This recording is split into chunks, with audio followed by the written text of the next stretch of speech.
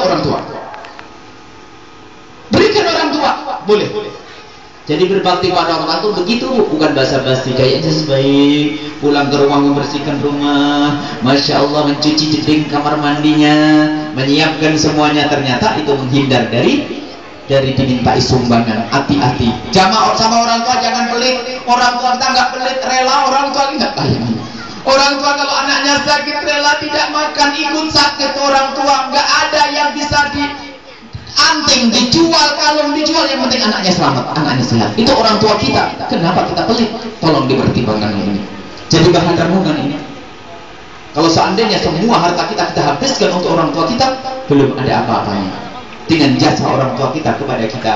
Maka ini yang perlu kita perhatikan. Jangan sampai kita hanya mikir berbakti pada orang tua itu hanya sekedar lah yang penting kita baik. Oh, enggak cukup. Hati inilah yang harus kita sambungkan. Kebahagiaan kita ada di situ. Sampai dikatakan surga di bawah telapak kaki ibu. Benar-benar berbakti. Ada orang ibunya telepon. Nak, insya Allah bulan Ramadan aku mau tinggal di rumahmu, nak. Oh iya ibu, makasih bu, ditunggu bu. Ibunya mau tinggal di rumahnya, senang dia. Tapi setelah telepon ditutup, telepon abangnya. Abang, ada apa dek? Ibu tadi telepon. Kenapa? Ibu mau tinggal di rumah saya bang. Kata abang, ya bagus kenapa? Bagus, langsung dibagusin sama abangnya. Bang, rumah saya kan kecil, gimana kalau di rumah abang aja? Rumah abang kan gede. Dek, rumah saya mah gede, tapi saya jarang di rumah. Adiknya nggak mau didatangi ibunya, abangnya juga nggak mau. Neraka dua-duanya tuh. Kalau kita punya orang tua sakit, tolong bilang telepon kalau kita jauh. Mungkin orang tua kita di Jawa Timur atau di mana sakit, telepon kepada kakak kita tuh, saudara kita, kakak, adik, jatah saya. Jatah apa bang? Yang keluarkan rumah sakit biar saya biaya, karena saya tidak bisa merawatnya. Baru hebat.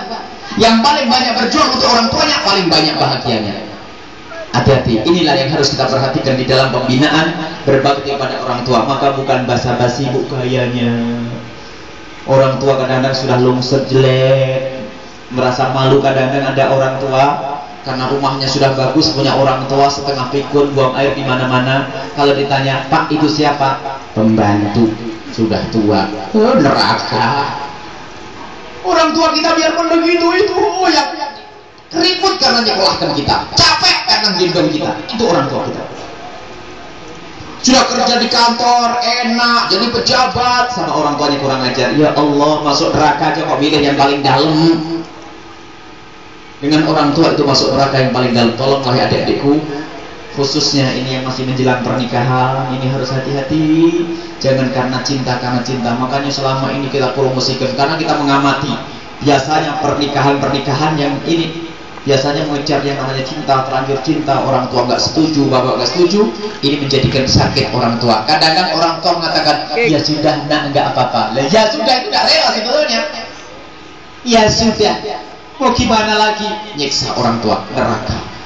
Inilah wahai adik-adikku, khususnya yang menjelang pernikahan, jaga. Dan lebih dari itu, yang namanya berpacaran itu mengarah kepada perzinahan. Apalagi na'udzubillah, ada yang anak nggak boleh sama orang tua, akhirnya melakukan hubungan di luar nikah. Kalau sudah hamil kan pasti diizinkan oleh orang tua. Ya, mengganggu suasana yang itu.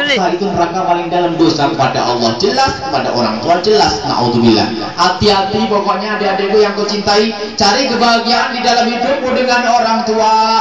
Selesai. Dengan orang tua. Barangkali ini saja yang perlu kami hadirkan pada kesempatan ini sebagai bahan renungan. Bagaimana kita ini, Masya Allah, Ustaz sibuk dengan ngajarnya, tapi orang tua dibiarkan juga tidak akan masuk surga.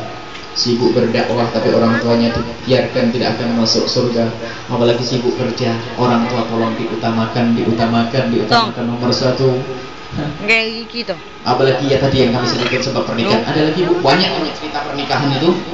Ada bu masih nengkreng sama ibunya. Hidup bersama ibunya sama suaminya, wah mesra karena pengantin baru, sayang sama suaminya baik. Pergi beli buah. Beli buah itu masuk rumah tuh ibunya lagi nonton televisi, jalannya pelan karena bawa buah. Kerudungnya dipanjangin begini biar buahnya tidak kelihatan sama ibunya. Ya Allah, neraka dicari. Masuk ke kamar makan sama suaminya, ketawa-ketawa, ibunya capek di luar nonton TV sendiri. Dia masuk capek ketawa di dalam, setelah